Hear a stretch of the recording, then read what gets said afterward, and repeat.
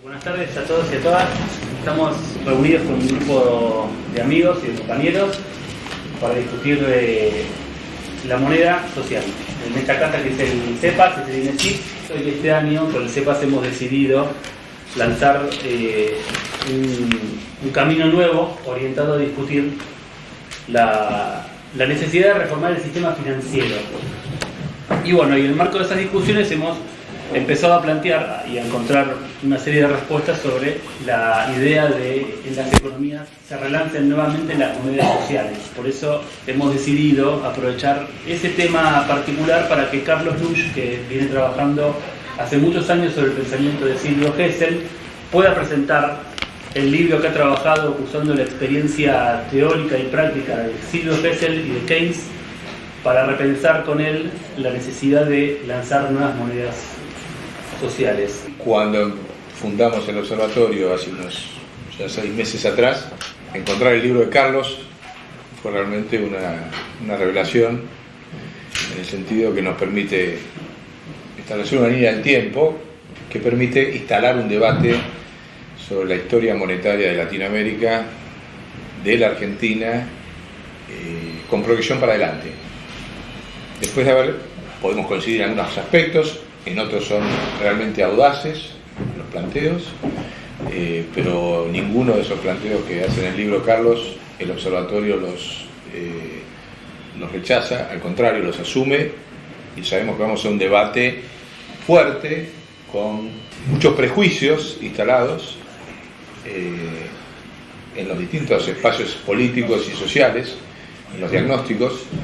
Y entonces la fuerza que tiene el libro es que se anima a eso, a provocar el debate desde el campo de los pueblos.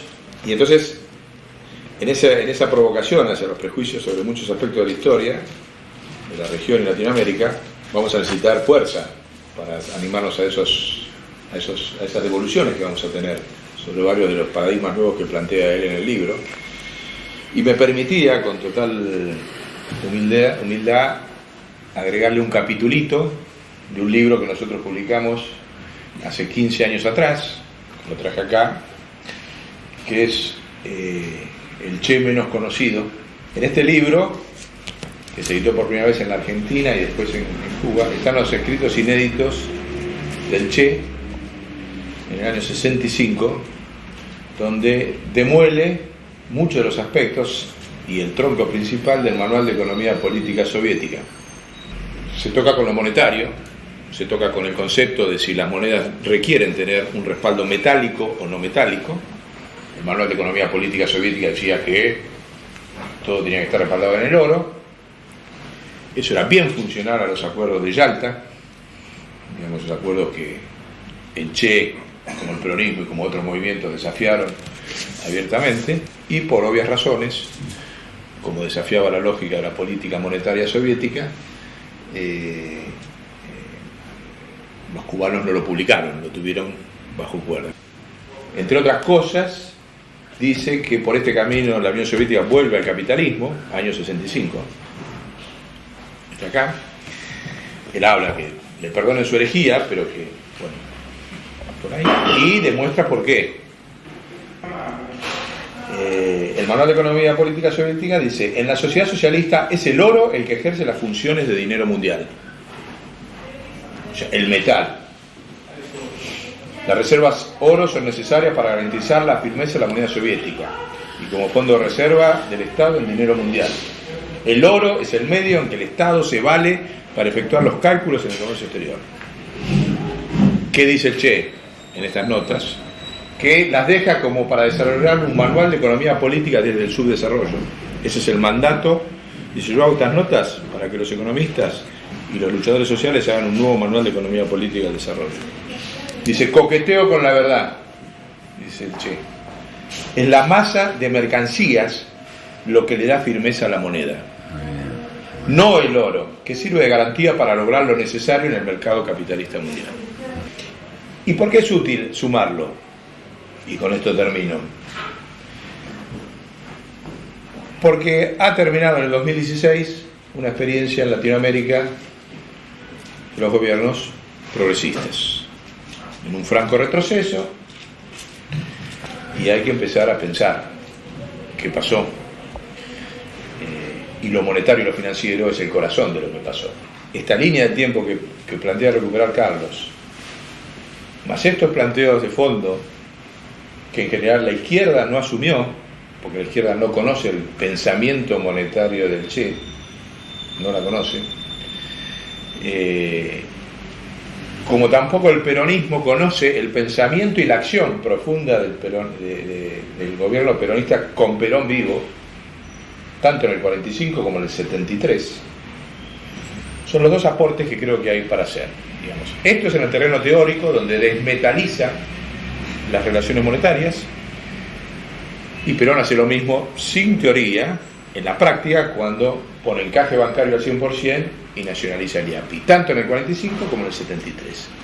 Para nosotros, esos dos aspectos han estado olvidados en las experiencias de los gobiernos progresistas de estos, digamos, 10, 15, 12 años, 13 años en Latinoamérica, y han sido las consecuencias por las cuales tan rápidamente el sistema internacional y la derecha ha logrado en un año ponernos en la situación que todos conocemos. Entonces creemos que el aporte no es solamente histórico teórico, sino que apunta a un déficit de la elaboración teórica del campo popular. O sea, necesitamos una teoría monetaria integral que abarque el tema de esta mesa, la democratización del crédito, las nuevas monedas, una concepción de moneda internacional. Y finalmente, uno puede decir, bueno, esto es una utopía nueva que se plantea cuando se viene el monstruo que viene pisando en toda la región como loco, pero el monstruo viene impotente. Viene cabalgando arriba de una deflación internacional sin piso, que va a obligar que a todos estos temas monetarios que acá parecen abstracciones sin sentido, en cualquier momento pasen a tener un protagonismo central. Esto lo digo para terminar, para que vean que no estamos haciendo esto, el observatorio, como una cuestión voluntarista, o de que, bueno, hagamos algo para trincherarnos frente a la nueva situación política. No. Cada vez más uno encuentra elementos donde esto va a ser una necesidad de los pueblos, hasta de algunos factores de poder. Va a haber quiebre en las élites, que vamos para acá, que vamos para allá, que bueno, como ya lo está viendo, ¿no? Así que, bueno, esa era la pequeña introducción y el pequeño aporte que queremos hacer nosotros como observatorio, y la pequeña convocatoria también, tanto al peronismo como a la izquierda, a repensar esta propuesta que nosotros dejamos abierta, ¿no? No resuelta, sino convocada y abierta. Bueno, vamos. Muchas gracias. El aporte de Che Guevara es muy importante. El Che fue presidente del Banco Central de Cuba y aprendió mucho y dijo muchas cosas. Nosotros decimos que tenemos 400 o 500 años de una nacionalidad americana periférica. Vemos el mundo desde otro lugar y tenemos otras experiencias y otra forma de pensar. Y acá ya vamos de una corriente de pensamiento del Río de la Plata, porque sus autores, como decía Guillermo, no han sido estudiados encadenados, y vemos que hay patrones en común y patrones culturales muy precisos que se han repetido a través de la historia y que nos permiten una serie de hechos sorprendentes que vamos a tratar de escribir acá, no solo hacia el pasado y al presente, sino hacia el futuro. Dicho lo cual, me voy a permitir ahora usar un minuto el pizarrón, y lo primero que les quiero transmitir es el concepto con el que se abre el libro, que es el de nuevo paradigma. Si nosotros hablamos de nuevo paradigma, que esta es la invitación que ofrecemos con este libro, que es una investigación de muchos años, porque allí hay documentación inédita, recabada en Europa, como lo sabe bien Rodrigo, que hemos estudiado muchos años un poco en soledad por la falta de elementos. El nuevo paradigma, entonces, que es lo que plantea este libro, tiene dos vertientes. La primera es la de teoría económica. Por eso lo llamamos Keynes y Hessel, porque la postura es que el keynesianismo nació en la Argentina. Y esto es así. Keynes y su pensamiento no nacieron en Inglaterra, en Londres, sino que fueron tomados de un pensamiento y doctrina argentinas, que además tomó la calidad y el carácter de política de Estado. Jamás ha sido develado expuesto de esta manera. Esto fue lo que tomó Inglaterra. No solo Inglaterra, sino los Estados Unidos con el New Deal de Roosevelt, y también después en la preguerra y en la posguerra los dos bandos con el famoso tema del gasto público, el rearme de ambos bandos, porque por motivo de la crisis del 30 tuvieron que dejar el patrón oro de lado para poder sobrevivir con el sistema económico, y se tomó el modelo argentino. Aunque no se mencione de esta forma, la documentación lo prueba, y si tenemos tiempo lo vamos a ampliar. Hay una palabra que viene del francés que es chauvinista, por ahí va a parecer algunas cosas medio de chauvinismo, pero no es la idea de ser chauvinista, sino pensar que esto es una estructura cultural americana, suramericana más precisamente, y lo vamos a ir develando. El Río de la Plata tiene la propiedad de juntar lo europeo con lo americano, pero nosotros nos tenemos que acordar y entender para lo que vamos a ver que la Argentina tenía 200 años de historia española, de universidades jesuitas, de las estancias jesuíticas, no solo del Paraguay, sino de Córdoba, la Universidad de Córdoba, la Universidad de Chuquisaca, luminaria americana de la cual salieron nuestros primeros revolucionarios, fue fundada por los jesuitas, el Estado guaranítico del Paraguay, que me exime mayores comentarios porque todos saben lo que pasó, con el doctor Francia, y su relación con Buenos Aires, porque finalmente Buenos Aires disgrega y balcaniza lo que es Sudamérica. Artigas, la provincia oriental, era jesuita, estaba con el indio Andresito, que venía de las misiones guaraníes, que era su lugarteniente, y fue quien pretendía dar las tierras de frontera a los negros, a los mestizos, a los indios, que por supuesto la burguesía de Montevideo no permitió, y la de Buenos Aires tampoco, pero gestó todo un movimiento histórico que ustedes más o menos conocen, pero que tuvo una raíz cultural en las universidades y en la formación de la burguesía del interior. El Colegio Nacional de Buenos Aires era el Colegio Real de San Carlos, fundado por los jesuitas, que fueron quienes formaron a nuestra primera burguesía. Ellos toman muchos elementos de la cultura local, no solo del Paraguay, sino de los americanos, y hacen la fusión de culturas en Bolivia, en el Alto Perú, en Paraguay, en Uruguay, en las Misiones, y en el resto, que fue muy fructífera. De hecho, creo que sigue hasta nuestro día muchas cosas que nos moldearon nuestro carácter, hasta que vino el fuerte influjo de Londres y de París, con la independencia o la Revolución de Mayo, ¿no? Pero esto nos fue constituyendo por capas. Entonces, la hipótesis y la propuesta que yo les hago acá tiene dos vertientes. La primera, que es la de teoría económica, que es una vertiente del libro muy clara, cuya raíz, por supuesto, es el sistema monetario. Es el núcleo de la teoría económica, de lo que yo defina como moneda y cómo funciona el banco que las administra y el crédito, es lo que voy a tener. Lo demás se deriva de allí. Lo que se llama la política monetaria, la política fiscal, ¿no es cierto?, la política de gasto impositiva, y lo que es después el mercado externo, balanza de pagos, balanza comercial. Tenemos que la disciplina de la macroeconomía, la famosa macro que todo el mundo habla por la televisión, no parece entenderse bien qué, fue también fundada en la Argentina, según postulamos, por Silvio Gesell. Entonces, acá nos preguntamos, ¿por qué Silvio Gesell fundó la macroeconomía en la Argentina? Con toda precisión, que son todos los conceptos que toma Keynes en su teoría general. Él tiene un famoso libro, fundante de la economía moderna, que se llama La teoría general de la moneda, del interés y de la ocupación, del interés y el dinero. Acá tengo unas fotocopias, tiene 5 páginas dedicadas a Silvio Gesell, habla del dinero sellado, habla de la deflación en el futuro, y también cita la ciudad de Buenos Aires, donde escribe Silvio Gesell a la crisis del 90, de la Baring Brothers, como núcleo de la crisis que después devino en el pensamiento keynesiano. Esto no ha sido estudiado en Argentina, en ningún lado, porque en el exterior no existimos, pero no existimos para nosotros mismos tampoco, digamos. Esto se llama colonialismo mental. Y esto revierte completamente esto, es al revés. Y hasta podríamos decir, aunque parezca audaz, que no solo Alemania es tributaria nuestra en virtud de esto, y Europa en general, sino también Inglaterra, como lo dijimos, y Estados Unidos. Y por 3 motivos que ahora voy a explicar, que es la otra vertiente, que también tiene que ver con el nuevo paradigma, y que yo lo llamo la historia, ¿no? La historia, hoy historia económica. Y acá, ¿qué es lo que va a pasar?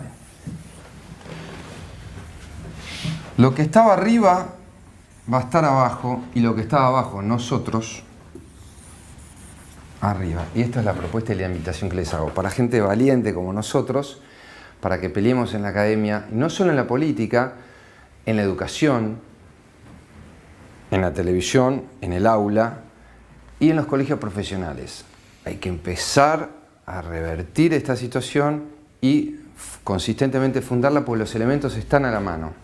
Lo que no hemos es integrado esta noción, no solo por los medios de comunicación, sino porque hemos sido formados en un pensamiento eurocéntrico, tanto por izquierda como por derecha, porque, dicha sea la verdad, el marxismo, y Marx en particular, eran eurocéntricos. Sus categorías mentales, sus categorías históricas, metodológicas.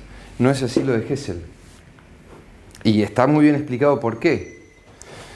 Entonces, y les voy a dar 3 elementos también audaces o desafiantes para que los charlemos y los difundamos, que son las propuestas que tiene el libro. No, lo primero, la economía moderna, no sé vos qué dirás después, Rodrigo, cuya opinión es autorizada, la economía moderna no fue desarrollada por Adam Smith en Inglaterra en el siglo XVIII, sino por el oidor y economista rioplatense Juan de Matienzo en el siglo XVI, 200 años antes, Chuquisaca, Sucre y Potosí. Allí estaba la Villa Imperial del Potosí, un cerro de plata. Ese cerro, con el sacrificio y la sangre del hermano pueblo boliviano y de sus mineros, fue el que financió el capitalismo europeo a través de España, que también, endeudada como nosotros, pagaba sus intereses a las coronas y banqueros europeos, austríacos y alemanes, que fueron los que financiaron la conquista española de los reyes católicos. Se pagó con el oro, la sangre y la plata de América. España, por distintos motivos, no se quedó con esa riqueza o no le duró. Estuvo el siglo de oro español. Siempre que hay riqueza, avanza la cultura, avanza la estructura física, la salud y las buenas costumbres, ¿sí? Como pasó en el siglo de oro español, pasó en Argentina hace 100 años, en 1910. Algo que tenemos que repensar. ¿Qué pasó cuando la Argentina cumple el centenario? Un país en plena expansión, con cultura, con fuerza, donde los movimientos, quiero recordar, anarquistas, socialistas, europeos, estaban en plena vigencia, dieron lugar al radicalismo, a la reforma universitaria. No era tan conservador la Argentina como se dice. Había enfrentamiento, y enfrentamiento en muchos casos productivo, y hay más cosas por descubrir acá. Eso no pasa en los 200 años. No me quiero desviar. La economía moderna, los conceptos de la teoría del precio, la inflación, la oferta y la demanda, los conceptos y las dimensiones de la economía moderna, que después Adam Smith desarrolla desde una teoría moral, como su famoso libro sobre la riqueza de las naciones, habían sido precedidos. También antes de eso hubo pensamientos mercantilistas, porque era propio de la época el desarrollo económico con el descubrimiento de América. Así, desde el Cerro de Potosí se financia la expansión del capitalismo occidental de Holanda, Inglaterra y Centro Europa.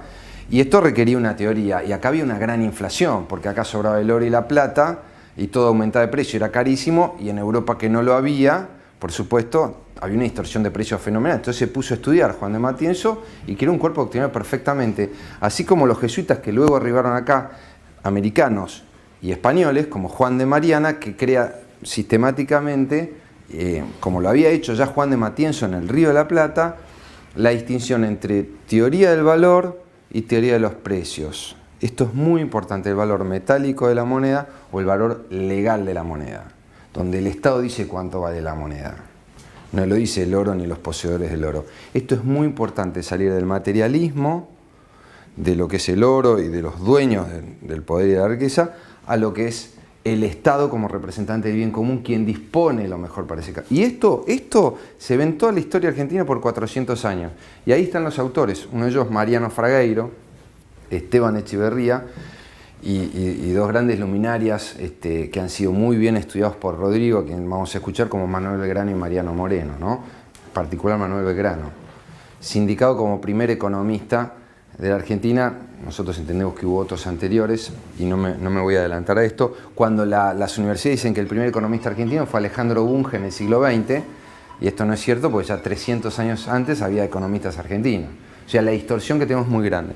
Entonces, lo que está abajo está arriba, creamos la economía moderna. Después, con Silvio Gesell, con la reforma monetaria de 1899, el gobierno argentino, con el banquero Ernesto Torkins, también de origen alemán, igual que Gesell, entre ellos hablaban alemán, las comunidades acá europeas eran muy grandes y muy potentes, no solo la alemana, sino la francesa, la italiana y la española, y la inglesa, que era la que manejaba los bancos también, es muy influyente, y entre ellas interactuaban con lo que era la burguesía criolla de forma muy dinámica y fértil. Es así como Gesell, que venía de Alemania y sufrió la crisis del 90, él era comerciante, empresario exitoso, todo este tema de las devaluaciones y la inflación lo estudió perfectamente bien en forma sistemática, y la burguesía y el pensamiento argentino de esa época lo fue haciendo propio. Porque ya había una escuela económica argentina fundada por Vicente Fidel López en 1874, de la cual formaba parte Carlos Pellegrini y otros más, que hablaban de desarrollo industrial nacional, agregar valor en origen, agregar valor argentino, proteccionismo, desarrollo del interior. Torkins decía que a las provincias había que darle autonomía financiera, porque así va a crecer el interior, la gran potencia que tiene Argentina. Tenemos una visión muy distorsionada de los distintos componentes que componían a esa generación del 80. Y esta es la gente que apoya a Gesell. Cuando Gesell dice hay que abandonar esto, el patrón oro no va, esto es un disparate. Esto es un disparate. Es como una ficción. Tenemos el dios oro, habla de Baal, de Moloch, que se come a los niños crudos. El oro es igual, genera conflictos, guerras, ¿no es cierto?, codicia, escasez, no hay para todos, y toda una estructura política y de derecho violenta y de poder. Pero no están las leyes, están en las reglas económicas. Y se hace toda una extensa desarrollo en su principal obra, que es el orden económico natural por libre tierra y libre moneda. Por eso es de origen socialista, Gesell, pero empresario, un socialismo liberal, creía en la libertad del hombre. Por tanto, no era un socialista marxista, él se opuso a Marx y lo critica y descubre el talón de Aquiles de Marx. Esto es importante también, que desde otros sectores lo encontramos, que es que Marx defendía el patrón oro. Era metalista y defendía la tasa de interés. Y su sistema de pensamiento defendía la usura a la larga. Y defendía los bancos. Jamás habló de los bancos Marx. Búsquenlo. Hasta creo que los defendía. 100 años después nos dimos cuenta que los bancos son lo que llamaron el desate y lo que manejan. Parece que Marx se le pasó. Hace una crítica muy precisa, Gesell, sobre este punto, sobre el tema de la plusvalía y el tema de los precios, quién se queda con el valor agregado. Y con esto voy a cerrar haciendo un aporte, y es que la relación, y esto el peronismo lo tiene muy claro, la relación entre peronismo y obrero, no sé si es un conflicto de clases, porque el tipo que tiene una pyme, tiene un comercio, y tiene 3 empleados, y tiene una panadería, no es un oligarca, digamos, que está explotando, vive en la Argentina como vimos todos, no tiene acceso al crédito, el 82% del empleo en la Argentina lo generan las pymes están fuera del acceso al crédito, este es un país desmonetizado, tiene alta conflictividad social, sindical, laboral y empresaria, y no son multinacionales, donde además el 80% de las empresas grandes de Argentina están en manos de extranjeros. Entonces, ¿de qué estamos hablando cuando hablamos de conflictos de clase y nos olvidamos de lo que nos pasa por al lado, como es hacer una buena y genuina política económica, manejar buenos conceptos claros sobre el sistema de precios, inversión, en fin? La discusión política nos aleja de la realidad. Tenemos que volver a la realidad científica. Como Silvio Gesell, al abandonar el patrón oro con que se regía el sistema económico en todo el mundo, tiene que inventar algo en sustitución, dice, yo voy a proponer mis ideas que son las siguientes, y crea la macroeconomía, los grandes agregados económicos, la oferta agregada, la demanda agregada, el mercado de bienes y el mercado monetario, cómo interactúan, la misma teoría que desarrolló Keynes por escrito 30 años después, que fue Hicks, en realidad. Keynes era de Cambridge, que es más progresista, Oxford es más conservadora, y Hicks, que era un economista senior, profesor de Oxford, sistematiza y escribe la teoría de Keynes, la documenta y se gana el premio Nobel por escribir la teoría de otro. ¿La de Keynes o la de Gesell? La de Keynes. Lo que nadie habla es de Gesell, que es donde nosotros hablamos. Decimos que Gesell era argentino más que alemán. ¿Y por qué no era alemán, si bien era de origen alemán? porque en Alemania no le dieron bolilla. Él fue a Alemania, de Suiza lo expulsaron por sus ideas avanzadas. Y la verdad es que el único país donde tuvo éxito fue en la Argentina. ¿La Rusia también estuvo? En Rusia, Hessel tuvo la revolución del 17. Rusia entró al comunismo rápidamente en la Primera Guerra Mundial. Estaba el zar antes, no pudo hacer mucho, creo yo. Es decir, la verdad que es una época complicada de Europa. Y siempre que el hemisferio norte le va mal, a nosotros nos va bien. Así que esto es así. Estemos atentos, se nos viene la posibilidad. Pasó en la Primera Guerra, en la Segunda. En cada crisis de ellos, como pasó a fin del siglo XIX con la Guerra Franco-Prusiana, vinieron inversiones. La guerra. Estos son patrones que si uno los aprende a pensar, llegamos a conclusiones como estas. Con la Guerra Civil Americana, la Guerra Civil Paraguay, después vino la gran capital de la Argentina, que era el lugar donde había para Uruguay, Brasil, para invertir. Entonces somos contracíclicos. Y tenemos un pensamiento, o debemos estructurar un pensamiento propio. Entonces, tenemos que el pensamiento económico contemporáneo, a partir del pensamiento de la macroeconomía, que define que el sistema económico ya no debe regirse por el patrón oro, sino por un nuevo sistema que él lo llama la teoría general del precio o de los precios, la teoría de los precios, como los bienes y precios fluctúan entre sí, no necesitan de un patrón único objetivo como es el patrón oro. Entonces hay que sustituirlo por otro más científico, porque dice que la teoría del valor es un pensamiento mágico y tiene razón. ¿Cuál es el valor? ¿Se come el valor? ¿Dónde está el valor?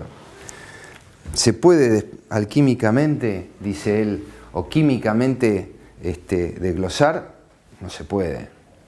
¿Dónde está la teoría de Marx y de los capitalistas ingleses, David Ricardo, la teoría, la escuela manchesteriana del valor? No, es algo que beneficiaba a Inglaterra, pues no es dueño del oro. Entonces dice, no, vamos al sistema de precios, para lo cual hay que hacer una medición del sistema de precios en el tiempo, y vamos a ver cuánto va variando el precio de cada bien, y lo vamos comparando con los precios de otros en orden a la canasta de bienes básicos que consume la población, ¿no? Se hace un valor ponderado de precios. Ponderado es por el peso que tiene cada bien en la canasta o en el índice que se va a utilizar. Y él propone claramente su índice de precios. A partir de allí puede hacer política económica. Entonces postula la existencia y necesidad de lo que él llama la libre moneda, o sea, la moneda libre de interés. La moneda libre de interés porque dice que el interés acumulado, que nosotros llamamos anatocismo y que Vélez había prohibido y Cavallo con la reforma de Liendo del Código Civil, ahora por suerte subsanado, con la ley de convertibilidad había puesto al anatocismo como legal, el 617, 619, 623 del Código Civil anterior, lo modifican, y el anatocismo lo que trae, o el interés compuesto, es esto de la acumulación de deudas que después se vuelven impagables, porque se multiplican.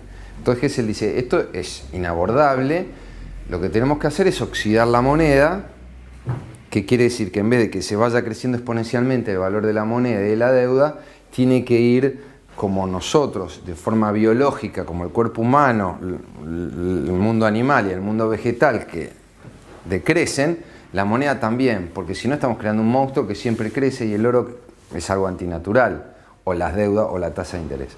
Si tenemos tiempo, me gustaría explicarlo, pero no me voy a extender. ¿Cuáles son los 5 principios de la tasa de interés que son falsos y que la doctrina tiene como buenos y que aplica? Y tenemos cosas como las que pasan en Argentina, no solo con el Banco Central, sino con los bancos, con el gobierno, y este endiosamiento de la deuda, ¿sí? Y de la deuda pública. Entonces, Hessel aclara cómo funciona y se crea la economía moderna, que es la macroeconomía, con este índice que les postulo. Y a su vez, de vuelta, vuelvo a poner la cultura americana acá arriba diciendo, ¿y el futuro? El futuro es nuestro. ¿Por qué? Por algo de lo que vimos, tenemos 2 antecedentes en los cuales Europa y el hemisferio norte no siguió. Esto es provocador, pero yo creo que es cierto. Vamos a verlo, véanlo.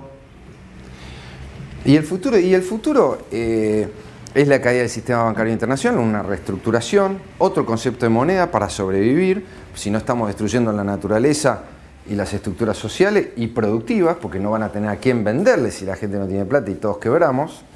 Entonces hay que hacer circular la moneda. ¿Y qué está proponiendo el hemisferio norte hoy? El año pasado una reunión en Londres con bancos centrales de todo el mundo, todos del hemisferio norte. Incluso había economistas del Citibank. Oxidar la tasa de interés negativa. Si no se nos cae el sistema. Y había 2 economistas importantes norteamericanos que hablaban de Silvio Gesell. ¿Dónde está el futuro? Ya fue escrito hace 100 años, acá. Esto está en internet. ¿Tasa de interés negativa? Sí, señor. Tasa de interés negativa, que hoy todos los bancos centrales están aplicando. El Banco de Japón hace 20 años está tasa de interés negativa. Pues nosotros tenemos una tasa de interés nominal del 1%, pero si tenemos una tasa de inflación del 2%, la tasa de interés de redescuento que utiliza el Banco Central no alcanza a cubrir la inflación. Entonces tenemos tasa de interés negativa. La Reserva Federal también está con el 0,25, 0,5 por abajo de la inflación. Los Estados Unidos de Norteamérica, además con el famoso quantitative easing, que es una emisión descontrolada de dinero para que no se les caiga la economía. Bush, acuérdense, devolvió 70.000 millones de dólares en impuestos a la gente, le devolvió los cheques en el correo, devolvían los impuestos para que la gente consuma. Imagínense eso en la Argentina, que nos ponen impuestos a cheques, retenciones, está todo desarticulado acá y de hace 50 años. Entonces, hay que ver también sobre la formación de nuestros economistas y dirigentes, cómo hemos hecho... para terminar con la Argentina, la crisis que tenemos después de 50 años, ¿no? O sea, es como que chocamos un país como la Argentina, es difícil de entender. Es por el pensamiento que evidentemente nos inunda, perdón.